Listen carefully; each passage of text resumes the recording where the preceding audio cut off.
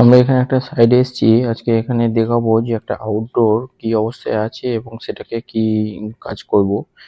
কি অবস্থায় আছে মানে এখানে মেশিনটা ১ম এ 2nd ফ্লোরে ছিল। তো মেশিনটা না খুলে কাস্টমার কি করেছে 3rd ফ্লোরে কাজ শুরু করে দিয়েছে। যদি আপনার বাড়িতে কোনো মেশিন এরকম থাকে যে এসি যে 2nd ফ্লোরে আছে বা 1st ফ্লোরে আছে, যদি মনে করেন যে উপরে ফ্লোর হবে তো সেই ফ্লোরে কাজ শুরু করার আগেই আপনি মেশিনটাকে খুলে রাখতে পারেন কাজের সুবিধার জন্য। এম কাজ যে এখানে দেখুন যে অসুবিধাটা কি? অসুবিধা হচ্ছে দেখুন, যেহেতু এখন মেশিনটা 3rd ফ্লোর হয়ে গেছে, তাই এসির আউটডোরটা যে অবস্থায় আছে আমাদের টেকনিশিয়ানকে সেফটি বেল্টের সাথে নিচে নামতে হয়েছে এবং যেখানে নেমে কাজ করছে সেখানে দাঁড়ানোর কোনো পজিশন নেই। তো মেশিনটাকেও দড়ি দিয়ে ভালো করে বেঁধে দিয়েছে এবং নিজেও সেফটি বেল্টের সাথে নিচে নেমেছে। তো মেশিনটাকে আমরা ১ম এ কি করব, আউটডোরটাকে উপরে ছাদে তুলে নেব এবং তার যে এক্সট্রা পাইপ লাগবে সেই পাইপটা লাগিয়ে আউটডোরটাকে পুরো ছাদে শিফট করব। যদি আপনার বাড়িতে এই ধরনের মেশিন থাকে যে 2nd ফ্লোরে আছে বা 1st ফ্লোরে আছে, আপনি উপরে ফ্লোর করতে চান, তো মেশিনটা কাজ করার সময় মেশিনটাকে অবশ্যই খুলে রাখবেন। এতে কি হবে, মেশিনে বিল্ডিং এর যে কাজ, কনস্ট্রাকশন এর যে কাজ হয় তাতে মেশিনের যে সিমেন্টের গুঁড়ো থাকে সেগুলো মেশিনে কনডেন্সারে চলে গেলে উঠতে অসুবিধা হয় এবং কনডেন্সারটা খারাপ হতে পারে। তাই মেশিনটা বিল্ডিং এর কাজ করার আগেই মেশিনটা খুলে রাখা দরকার।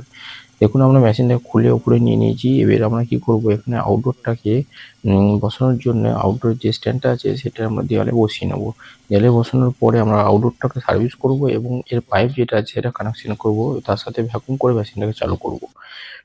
কেন বলছি? কারণ হচ্ছে যে মেশিন যখনই আপনার শিফটিং হবে তখন কি হবে, এক্সট্রা পাইপ লেন্থ বাড়বে ১, ২ নম্বর হচ্ছে মেশিনটা যদি না খোলেন, যেমন এই অবস্থাটায় মেশিনটা না খোলার কারণে কি হয়েছে, মেশিনটাকে আমাদেরকে রিস্কের সাথে মেশিনটা ২ তলা থেকে খুলে ৩ তলায় তুলতে হলো। সেক্ষেত্রে কাস্টমার খরচাটা অনেক বেড়ে যায়, এক্সপেন্সিভ হয়ে যায়। কারণ হচ্ছে যত রিস্কের জায়গা হবে তার চেয়ে খরচাটাও তত বেশি হবে। হয় ভাড়া বাঁধতে হবে, নাহলে সেটাকে দড়ি বেঁধে টেনে তুলতে হবে। অনেকটা রিস্ক হয়ে যায়। তো এই ধরনের যারই আপনার ঘরে যদি এই ধরনের পজিশনে মেশিন থাকে, তো বিল্ডিং এর কাজ করার আগেই মেশিনটাকে খুলে উপরে তুলে নেওয়াটা সবচেয়ে বেস্ট হবে। তারপরে যখন বিল্ডিং এর কাজ কমপ্লিট হয়ে যাবে তারপরে আপনি সেই মেশিনটাকে এম বা সেই এসিটাকে আপনি আপনার ছাদে বসান বা এমন জায়গায় বসাবেন যাতে তাতে ইজিভাবে কাজ করতে পারি। এখন দেখুন আমরা মেশিনটাকে ৩ তলার ছাদে লাগিয়ে দিয়েছি।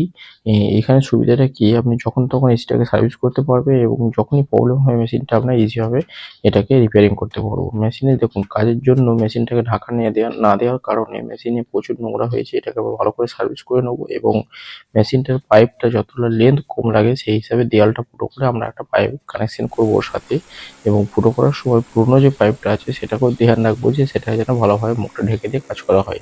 কারণ তার মধ্যে যদি নোংরা চলে যায় এবং তার সঙ্গে যখন নতুন পাইপ জয়েন করবো তাতে কোনো ফায়দা হবে না। কারণ নোংরাটা যদি আগেই ভেতরে চলে যায়, সেই দিনটা না যায় সেটাও আমরা ধ্যান রাখবো।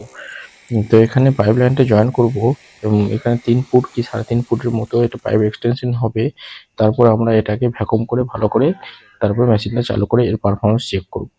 তো মেশিন আমাদের দেখুন পুরো কমপ্লিট হয়ে গেছে। এখানে খালি র‍্যাপিং টেপটা করা বাকি আছে। মেশিন ভ্যাকুয়াম চলছে। ভ্যাকুয়াম হয়ে গেলে এটাকে আমরা গ্যাস ছেড়ে মেশিনটাকে চালিয়ে এর কুলিং পারফরম্যান্স চেক করব।